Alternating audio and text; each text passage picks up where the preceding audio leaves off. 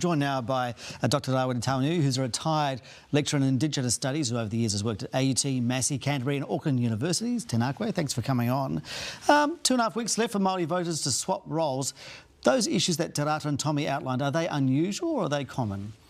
I think that they're quite common. You tend to see two things when it comes to the option. You have, like, the first young man is thinking about kaupapa Māori, is looking at his broader place culturally and politically, and so is going to the Māori role. And then more recently we are seeing people like the second young man who are thinking about their local context, like what their connection with their local MP and community. And that's probably happening alongside the rise of Māori in local body politics as well. Okay, that's interesting. Yeah. One of the points that I think Tommy raised, he had to get over the sense of, are you Māori enough to be on the Māori role? Is that an issue?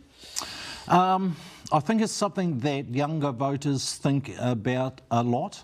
And listen, if you have whakapapa and you have a vote, then what you do is your own choice. And I think people accept that. Okay. Figures out Friday show 11,000 Māori have switched the roles under this new law. 900 more have moved to the Māori role than the general role. What do you take from that? Well, what we're seeing, about 54% of the transfers are going to the Māori role and 46% are going to the general role. Now, in 2018, in the transfers, a large number went to the general role, and some people were saying, hey, listen, this is the end of the Māori seats.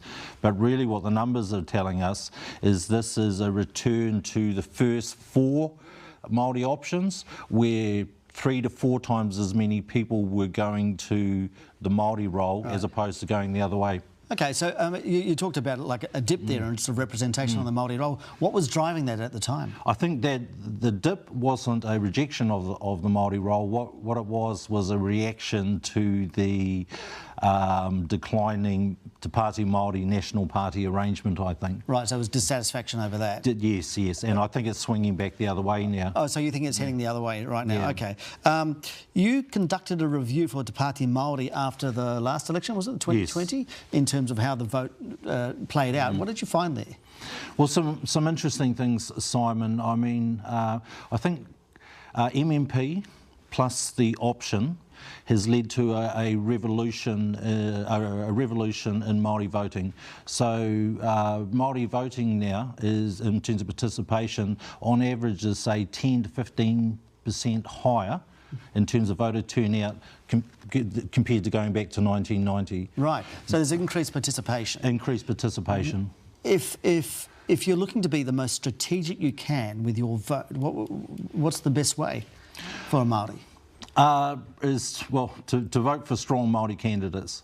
I mean, another contrast that has happened, if you look at voting age cohorts, the highest number of votes in the Pākehā community are cast by Pākehā aged over 70 years of age. Yep. So it's a big number.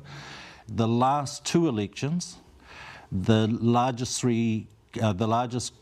voting cohort for Māori are aged 18 to 34, and that's happened in the last 2 elections. And what's really interesting about that is those young people are saying, hey, listen, we need kaupapa Māori, we need to advance Māori people.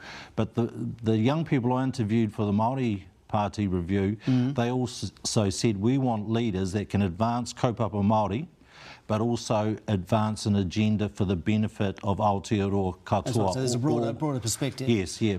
Okay. If the number of Māori enrolled continues to increase, and you're talking about an increased younger cohort getting involved, what's that going to mean in the future for the number of Māori electorates? Well, I don't think we'll get an extra electorate this time. No. But I think that we're seeing a new trend, particularly with those younger voters. So the other element in the option, there are also people who are registering as new voters. Yep. And what we'll see at the end of the option is an increase in the Māori role and possibly a decline in the number of Māori on the general roll. And that's really harkens back to what happened in the late 1990s, early 2000s. Yeah, and going forward, so not this election, but say 26 or further out, we might see an additional Māori electorate, depending on size of the roll. Is that possible? Yeah. Yes, and I think what we will see is a younger generation of Māori politicians capable. Deadline is looming, switch is almost over. What would you say to Māori who are considering their position? I would say to Māori, participate. Choose where you want to put your vote and support people that are going to advance kaupapa Māori, but also advance a kaupapa that is about Aotearoa katoa for the benefit of the whole country.